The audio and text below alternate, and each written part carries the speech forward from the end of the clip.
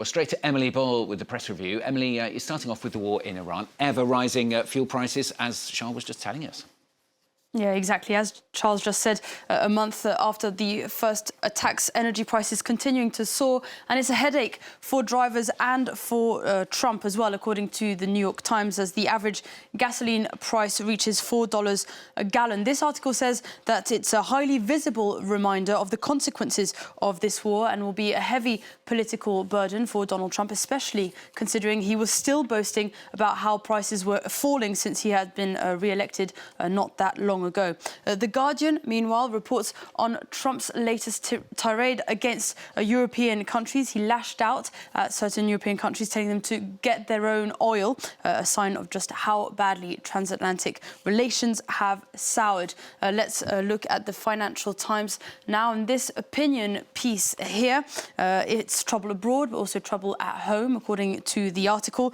It argues that rising oil prices are not the only cause, though, of Trump's slide in the polls. The president's trade and immigration agendas are encountering judicial as well as popular resistance. Elsewhere in the press, incredible story Emily's found for us in the Times. It's an article about the dangers of climbing the world's tallest mountain, not for the reasons that we might expect, though. No, beyond avalanches, crevasses, high altitude, plenty of dangers to be had in the mountains. But the Times is reporting on another danger that I had never heard of before. Investigators have just discovered a vast criminal network operating on the roof of the world Everest. To be precise, investigators uncovered more than 300 fake rescues between 2022 and 2025, leading to a fraud bill of up to $20 million. So the way it works is that guides stage fake emergencies in order to get rescued by helicopter and then claim thousands on insurance. They do this either by pretending they are stuck, pretending they're lost, or convincing climbers to pretend they're sick in order to get an easier way down.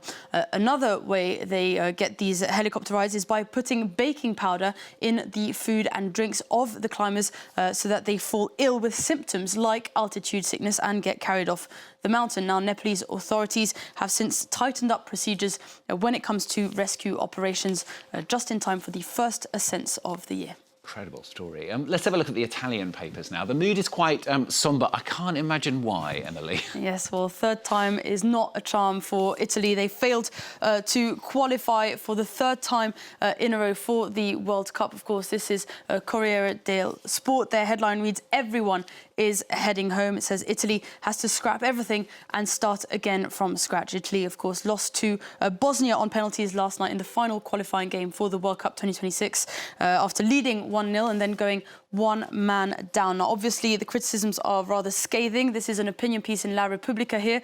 The headline reads, "Italy misses out on World Cup. Our habit of mediocrity is our downfall." Meanwhile, let's have a look at Il Gazzettino here. It talks about Italy continuing its descent into hell.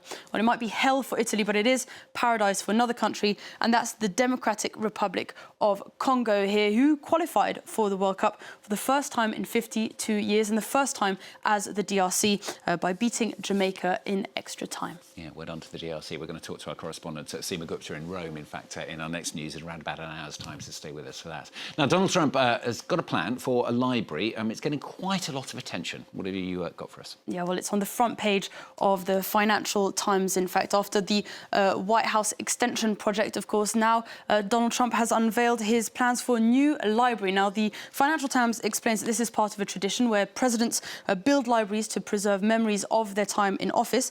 This one has a price tag of around $1 billion, and it's a giant glass tower in the middle of Miami. I can show you some of the details. It has a giant statue of Donald Trump here and some of his portraits that we've come to know him for. And as you saw a little bit there on the front page, it has golden escalators and a full-scale replica of Air Force One. Now, of course, this hasn't convinced too many people, and certainly not the Miami Herald here that has this opinion piece. It says, quote, "Even by Miami standards, a place known for its Lamborghinis, Brazilian butt lifts and wannabe billionaires, this looks more like a tower of ego than a library." Tower of ego is one way to describe it. Just to be clear, Emily, that wasn't an April Fool's joke. I hope.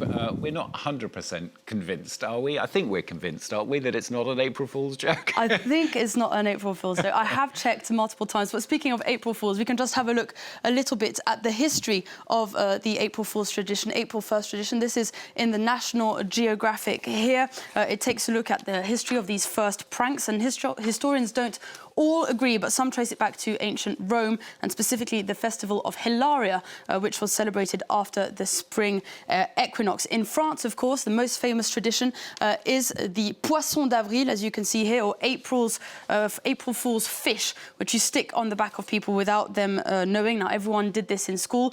La Provence looks at the history of that tradition, which dates back to a time where fishermen struggled to find fish in this season around April. So sticking a fish on their back was the best way of taunting them. So it's funny if you stick them, but not so funny when it happens to you, of course.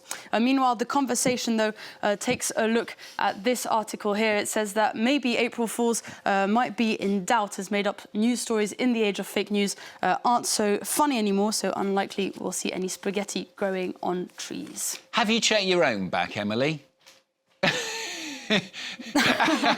Very good. Who slipped that in there? Thank you. It's one of the crew, I think, probably nipped in. I'm all right, aren't I?